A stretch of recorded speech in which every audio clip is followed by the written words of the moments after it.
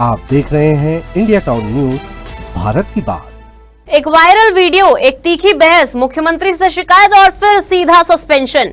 लेकिन अब यह मामला सिर्फ एक अधिकारी की कार्रवाई तक सीमित नहीं रह गया है, क्योंकि इस विवाद में कांग्रेस की भी एंट्री हो चुकी है। जी हां, निलंबित जनपद सीईओ ने पूर्व मुख्यमंत्री और कांग्रेस के वरिष्ठ नेता भूपेश बघेल से मुलाकात कर अपनी कार्रवाई को गलत बताया है, जिसके बाद पूरे घटनाक्रम ने राजनीतिक रंग पकड़ लिया है। नमस्कार, आप देख रहे हैं इंडिया टाउन न्यूज और मैं हूं आपके साथ सुरभि शुक्ला। सुशासन तिहार के दौरान कैमरे के सामने बीजेपी नेता से बहस करते हुए जिस जनपद सीईओ ने कहा था तेरे को जो करना है कर ले, अब वही अधिकारी निलंबित कर दिए गए हैं।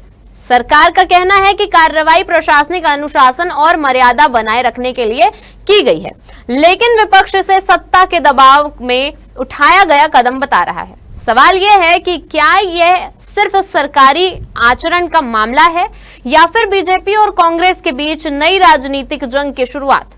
क्या एक वायरल वीडियो से शुरू हुआ विवाद अब सियासी संग्राम का रूप ले चुका है? देखिए, वायरल वीडियो से लेकर सस्पेंशन, भूपेश बघेल से मुलाकात और सरकार को दी गई चुनौती, नई चुनौती तक की पूरी कहानी हमारी इस खास रिपोर्ट में। सुशासन तिहार सरकार का वो अभियान जहां जनता की समस्याएं सुनने और उनका समाधान करने का दावा किया जा रहा है, लेकिन दुर्ग जिले के थनौद गांव में आयोजित एक शिविर अब प्रशासनिक कार्रवाई और राजनीतिक बहस का केंद्र बन गया है। यहां जनपद पंचायत दुर्ग के सीईओ रुपेश पांडे और भाजपा मंडल महामंत्री पुराण देशमुख के बीच तीखी बहस हो गई थी। विवाद सामुदायिक भवन के निर्माण और उसके लिए जारी राशि को लेकर शुरू हुआ था। भाजपा नेता का आरोप था कि जिस निर्माण कार्य पर पहले स्टे लगाया गया था, उसके बावजूद राशि जारी कर दी गई। जब उन्होंने इस संबंध में सवाल पूछा तो माहौल गर्मा गया। देखते ही देखते बहस तीखी नोकझोंक में बदल गई। वीडियो में जनपद सीईओ रुपेश पांडे भाजपा नेता की ओर उंगली दिखाते हुए कहते दिखाई दे रहे हैं कि तेरे को जो करना है कर ले। बस यही वीडियो सोशल मीडिया पर तेजी से वायरल हो गया। विवाद बढ़ा, राजनीतिक प्रक्रियाएं आने लगी और मामला सीधे मुख्यमंत्री तक पहुंच गया। तेरा क्या लगाएगा? अरे तो मेरा क्या कर लोगे? क्या करेंगे? जो नहीं कर सकते तेरे ऊपर।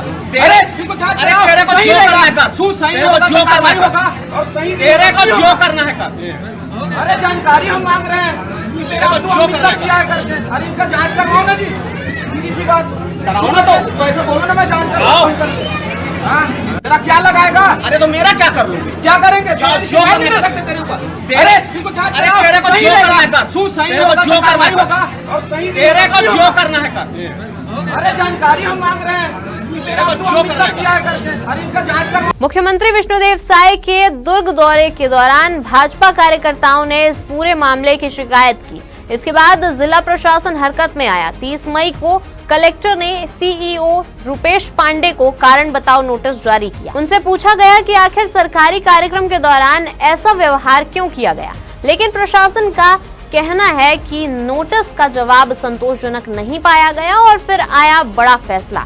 दुर्ग संभाग आयुक्त ने कर्तव्य निर्वहन में लापरवाही और अशिष्ट व्यवहार का हवाला देते हुए रुपेश पांडे को तत्काल प्रभाव से निलंबित कर दिया। उनकी जगह महेंद्र कुमार जांगड़े को जनपद पंचायत दुर्ग के सीईओ का अतिरिक्त प्रभार सौंपा गया है। यानी वायरल वीडियो से शुरू हुआ विवाद अब प्रशासनिक कार्रवाई तक पहुंच गया है। लेकिन कहानी यहीं खत्म नहीं होती। सस्पेंशन के बाद अब इस मामले ने राजनीतिक रंग भी पकड़ लिया है। निलंबित सीईओ रुपेश पांडे पूर्व मुख्यमंत्री भूपेश बघेल से मिलने पहुंचे। मुलाकात के बाद उन्होंने न सिर्फ कार्रवाई को अनुचित बताया, बल्कि अपने निलंबन को चुनौती देने का भी ऐलान कर दिया। भूपेश बघेल से मुलाकात के बाद रुपेश पांडे ने कहा कि वे अपने निलंबन के खिलाफ पहले मुख्य सचिव के पास अपील करेंगे और जरूरत पड़ने पर हाईकोर्ट का दरवाजा भी खटखटाएंगे। रुपेश पांडे ने दावा किया कि उन्हें सुनियोजित तरीके से उकसाया गया। उनका कहना है कि वायरल हुआ वीडियो अधूरा है और पूरे घटनाक्रम को नहीं दिखाता।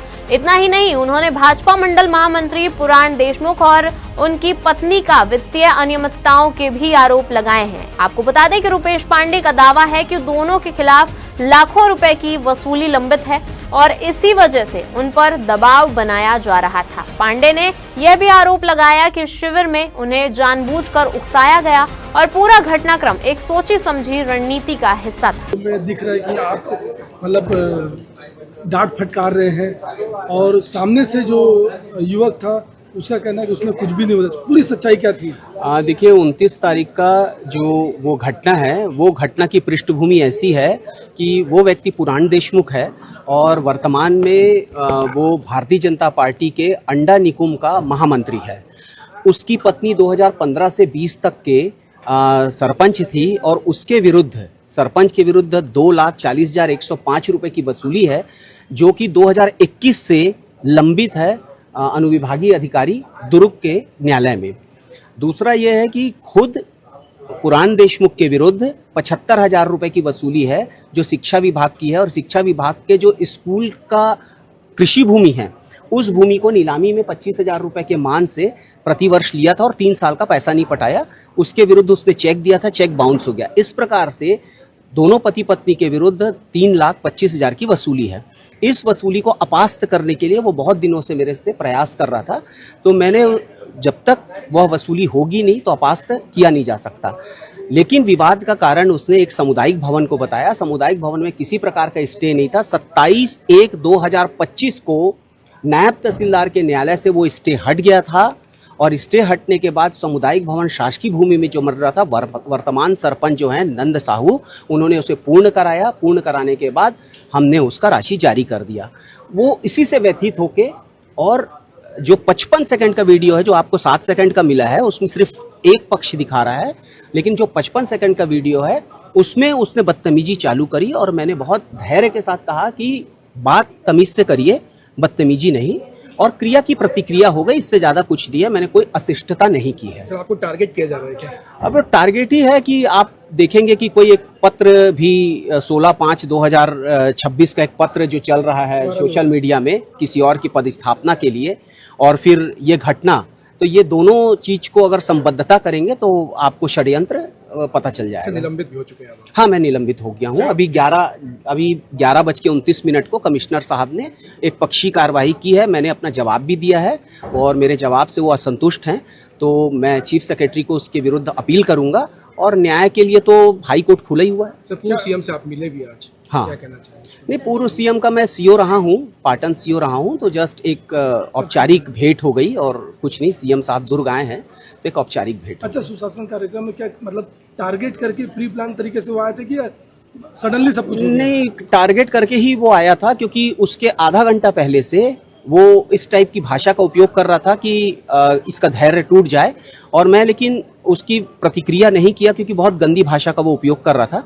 और विधायक जी के सामने वो ऐसी भाषा का उपयोग कर रहा है और विधायक जी चुप हैं और उसको चुप नहीं करा रहे हैं। उनकी पार्टी का एक पदाधिकारी है और उसे चुप नहीं कराना, तो मुझे समझ में आता है कि कहीं ना कहीं तो एक षड्यंत्र हो चुका है। सर, किसी अधिकारी का आपके पास अभी कॉल आया है? नहीं, कोई अधिकारी का कॉल नहीं आया है। और कोई अधिकारी क्या होता है कि ऐसे इतने साहसी अधिकारी नहीं है कि निलंबन के बाद किसी अधिकारी को कॉल कर दे जो निलंबित हो जाए। इतने साहसी अधिकारी नहीं है, आप इसको बिल्कुल दिखा भी सकते हैं। दूसरी तरफ पूर्व मुख्यमंत्री भूपेश बघेल ने भी इस पूरे मामले को लेकर सरकार पर निशाना साधा। उन्होंने कहा कि प्रदेश में लगातार ऐसे विवाद सामने आ रहे हैं जहां भाजपा कार्यकर्ता और अधिकारी आमने सामने दिखाई दे रहे हैं। भूपेश बघेल के बयान के बाद यह मामला अब पूरी तरह राजनीतिक बहस का हिस्सा बन गया है। भाजपा जहां कार्रवाई को अनुशासन से जोड़ रही है, वहीं कांग्रेस इसे राजनीतिक दबाव का परिणाम बता रही है। सुशासन तिहार में शुरू हुई एक बहस, वायरल वीडियो, मुख्यमंत्री तक शिकायत पहुंची, नोटिस जारी हुआ और फिर एक अधिकारी सस्पेंड हो गया। लेकिन कहानी यहीं खत्म नहीं हुई। निलंबित अधिकारी की पूर्व मुख्यमंत्री भूपेश बघेल से मुलाकात और फिर निलंबन के खिलाफ हाईकोर्ट तक जाने की चेतावनी ने पूरे विवाद को नया मोड़ दे दिया है। एक तरफ सरकार इसे अनुशासन और सरकारी मर्यादा से जुड़ा मामला बता रही है, तो दूसरी तरफ कांग्रेस इसे राजनीतिक दबाव में हुई कार्रवाई के तौर पर पेश कर रही है। वहीं निलंबित सीईओ के भाजपा नेता पर लगाए गए आरोपों ने भी इस विवाद को और उलझा दिया है। ऐसे में अब यह मामला सिर्फ एक अधिकारी और एक जनप्रतिनिधि के बीच की बहस नहीं रह गया है, बल्कि सत्ता और विपक्ष के बीच नई राजनीतिक लड़ाई का मुद्दा बनता दिखाई दे रहा है। आने वाले दिनों में जांच और कानूनी लड़ाई किस दिशा में जाती है, इस पर सबकी नजर टिकी हुई है। अब आगे क्या होगा, ये तो आने वाला वक्त बताएगा। फिलहाल के लिए इस रिपोर्ट में इतना ही। अब मुझे दीजिए इजाजत और आप देखते रहिए इंडिया टाउन न्यूज, भारत की बात। नमस्कार। आप देख रहे हैं इंडिया टाउन न्यूज, भारत की बात।